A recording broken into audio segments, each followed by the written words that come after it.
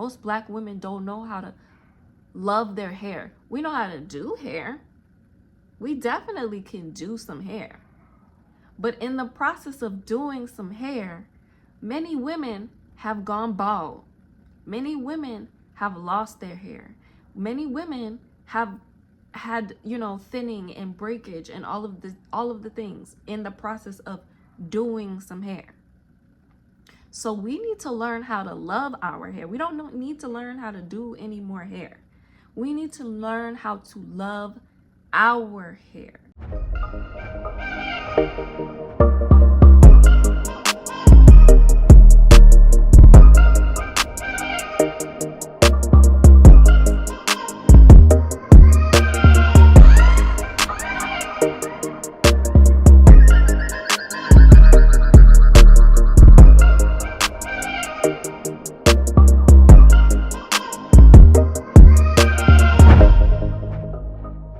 Peace and prosperity.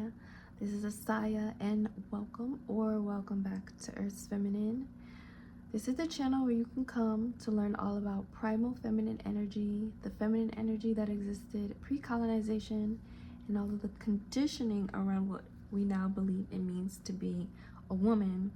Healthy and Beautiful is the course that I've decided to create for women who are truly looking to understand their bodies and connect with their bodies at a deeper level and activate feeling truly healthy and beautiful in their skin, attractive, magnetic, all of the things, and also increase your vitality, clear up your skin, rejuvenate your life. This is what Healthy and Beautiful is all about. So if you're interested in enrolling into Healthy and Beautiful, you can pre-enroll.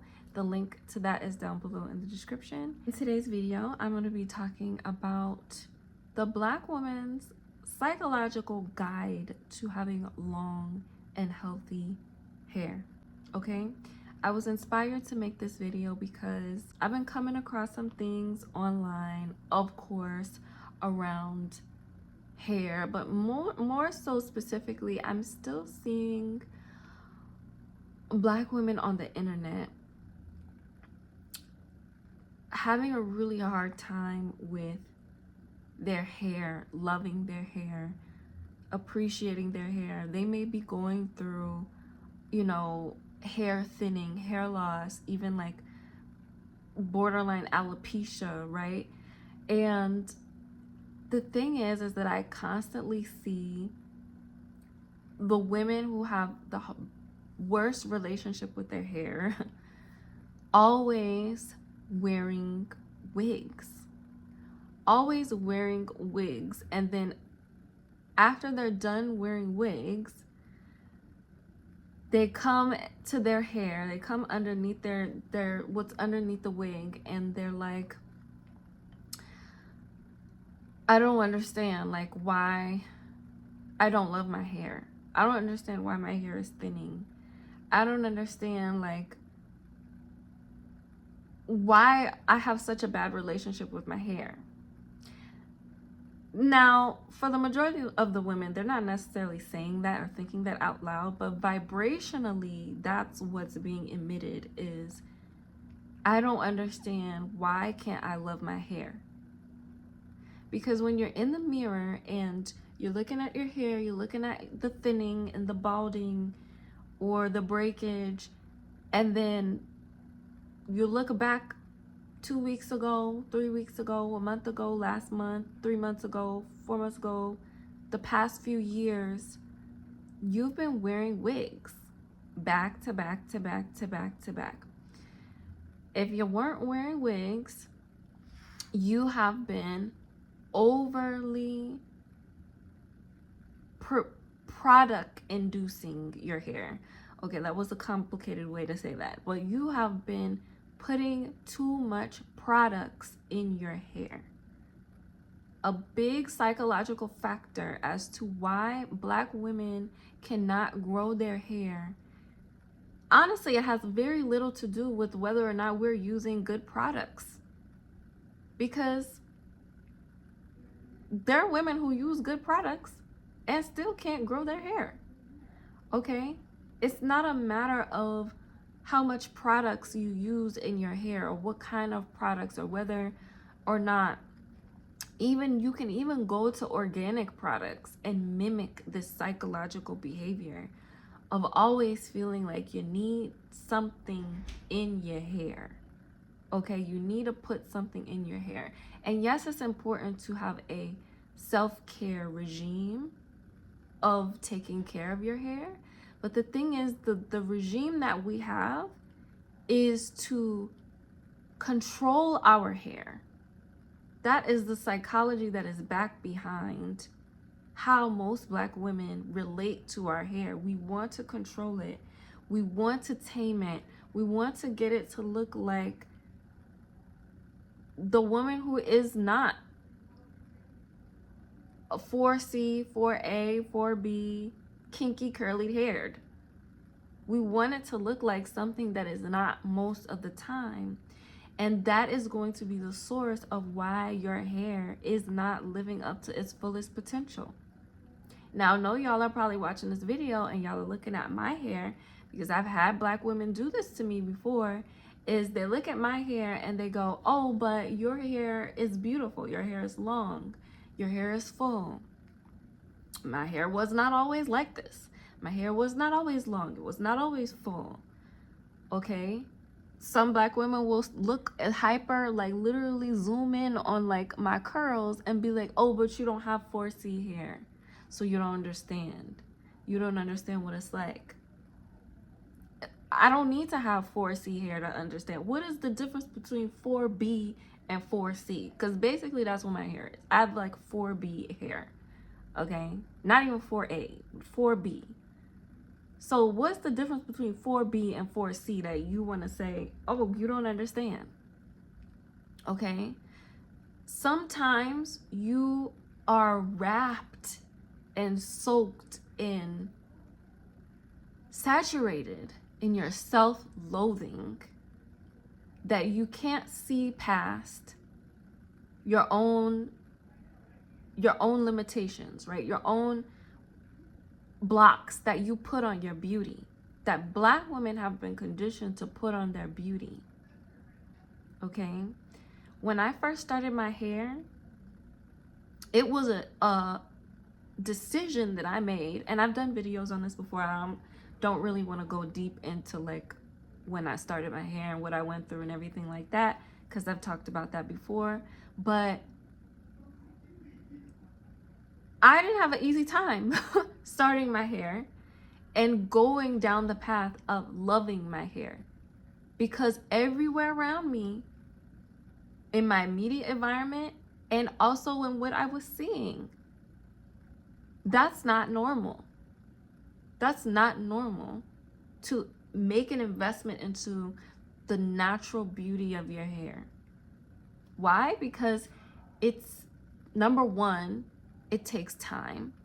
And number two, it's a process that is unknown to most Black women. Most Black women don't know how to love their hair. We know how to do hair. We definitely can do some hair. But in the process of doing some hair, many women have gone bald. Many women have lost their hair. Many women have had, thinning and breakage and all of the things in the process of doing some hair. So we need to learn how to love our hair. We don't need to learn how to do any more hair. We need to learn how to love our hair specifically. And if you are continuously looking in the mirror, unsure of whether or not you look good enough to go outside and be seen, then that is a sign that you need to be done with this old programming and psychology of how you relate to your hair. You have to start understanding that in order for your hair to grow and flourish and thrive, you have to love it. And loving it is an embodiment. Loving it means I'm not wearing weaves anymore. Loving it means I'm not putting too much products in my hair all the time. We don't need that many products. We don't really need any products. Products is something that is marketed to us because we live in a capitalist society. People have businesses, they create things, and they offer products that they genuinely believe, pretty much every business genuinely believes their product is good for your hair. But that's not true. You don't need every product, and you don't need products all the time to be in your hair. The only thing that you need for your hair as a Black woman is you need moisture. That is literally the top thing that you need, is moisture. Where do you get moisture from? Where do you get hydration from for your hair? You get it from water. Water. Okay? Your hair needs nourishment.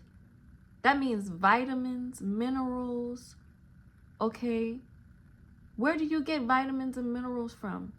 Well, if you are psychologically entwined into the product world of hair care, then you're gonna immediately think about these products that have all of these things that your hair needs. But really, vitamins and minerals, it comes from the earth. It comes from the herbs, okay? It comes from you being able to work with and understand these herbs and enmeshing them with the other key element that your hair needs, which is water. So herbal teas and herbal waters for your hair, making sure your hair is hydrated, and making sure that your hair is protected.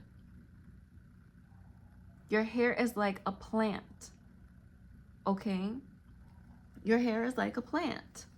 Making sure your hair is protected. So by me having locks, I'm automatically putting my hair into a protective style, because locks creates it's like a weaving process. It's a true weaving process, unlike the other weaves, right? But a true weaving process that allows your hair to protect itself and maintain its strength and vitality on its own. If you don't choose to lock your hair, then there are other methods that you have to start embracing so that your hair can grow and be protected and thrive. But protective styles, consistently having protective styles, quote unquote protective styles, under a wig is an illusion. Your hair needs air. Your scalp needs air. It needs sunlight. It needs the elements. You need to feel good in your scalp, in your own head, in your own crown. You literally need to feel good about yourself in that element. You think that that doesn't have an impact on whether or not your hair is growing? It does. You don't feel good in your own crown, walking around, right? The more that you embrace wearing your hair, the more you feel good about who you are. The more pride you feel, the more your hair will grow.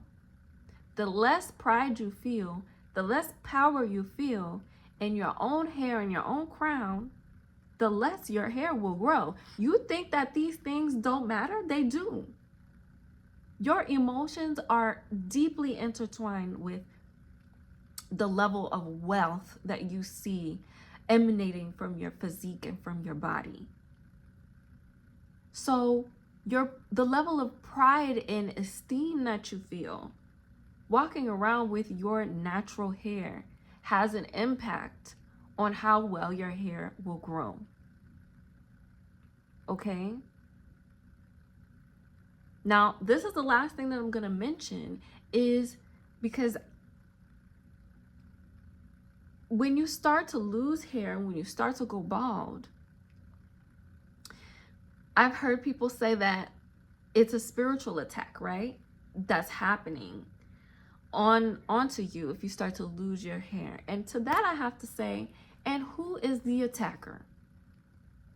And who is the attacker? because it feels good to think that some unknown evil force is out there, out to get you, to make you go bald. But what I will say is, the energy signature that I pick up on the most when I run into people who are bald, especially men who are bald, it just, especially men who are bald, but also women who start to have thinning hair, is that you are incredibly spiritually stunted. Okay? Your crown is blocked. Your crown is blocked. That's what's going on. And your connection to the divine needs work. It needs work. Okay? Enhance your connection to the divine.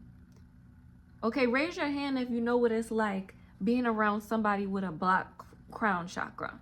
Okay? You kind of feel like the person is like a little off in the head. Okay? Like, what is guiding you? Where are you getting these thoughts from, right? Where are you getting these, interpretations of life and yourself from? Because it feels off. It feels distorted. Okay? Y'all can think of some people. I'm sure you can think of some people, okay? When you manifest experiencing hair loss and hair thinning, there's a stubbornness that is going on in the way that you are thinking about life and about yourself and about God and divinity. You're not allowing the divine to guide you correctly.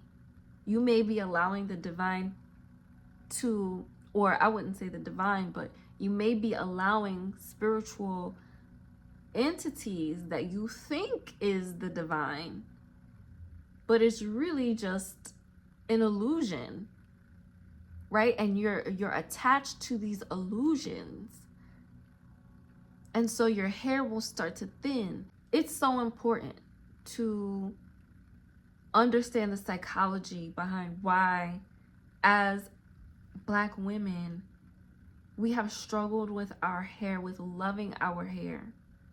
Okay? I used to struggle with loving my hair for various reasons, okay, that I've talked about before. Main reason is because I didn't feel beautiful. That's it. I didn't feel attractive. I didn't feel beautiful. I didn't feel as worthy as the next, Asian girl or white girl or whatever girl who, was getting all of the attention because she had her straight hair or whatever her hair looked like. It just didn't look like mine. Okay? And it wasn't until I decided, you know what? I'm going to give my hair a style that I can be proud of and I can enjoy and I can be free with, because like the emotional and psychological weight of always feeling like you need to do your hair all the time, good Lord, I just knew, like, I wanted to be free from that, because I was free from that as a young girl. I had locks when I was a young girl. And so when I got older, and I cut my locks when I was like 9 years old, and I wanted to do, the free thing. But when I got older,